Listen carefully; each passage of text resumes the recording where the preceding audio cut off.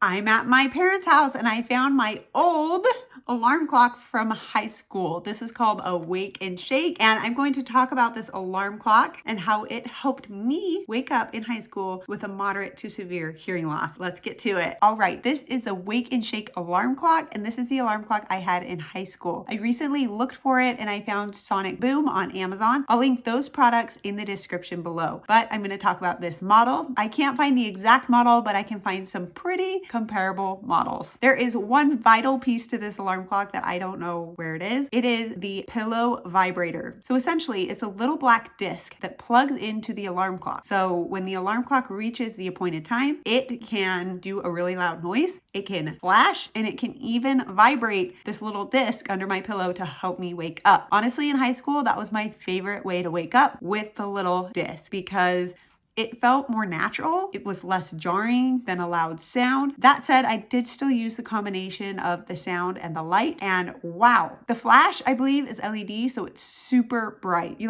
can't miss it. It is like lightning going off in your room. The sound is excessively loud. My hearing counterparts, my roommates and such, would call this the train wreck when I used it in college. Another feature of this alarm clock that I really like was how big it is. The numbers were really big and red. If you're sensitive to light, it might seem a little bright to you, but I actually have really bad vision. So I was able to squint and see what time it was on the clock. So that was a huge feature as well. Man, I'm looking at this and it's even still dusty.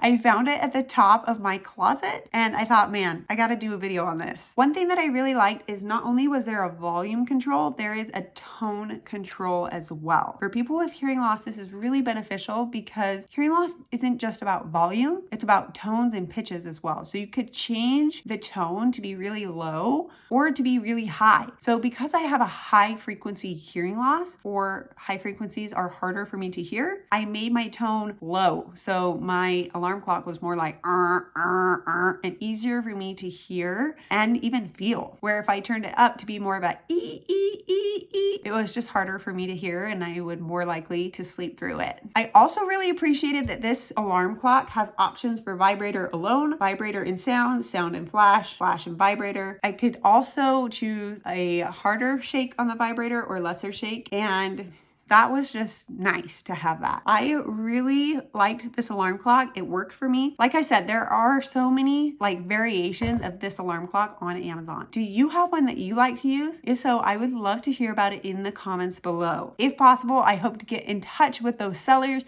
and possibly do product reviews of these products, because right now, and actually for several years, I have not used the Wake and Shake. I have actually had my husband wake me up as needed, and I have a really great biological clock now. I don't know how I fostered this ability, but when I go to bed at night, I say I want to wake up at this time, and I do within 5 minutes, usually 5 minutes before the time that I want to wake up, I do. And it's amazing. I love it. That said, I do have 2 little children now.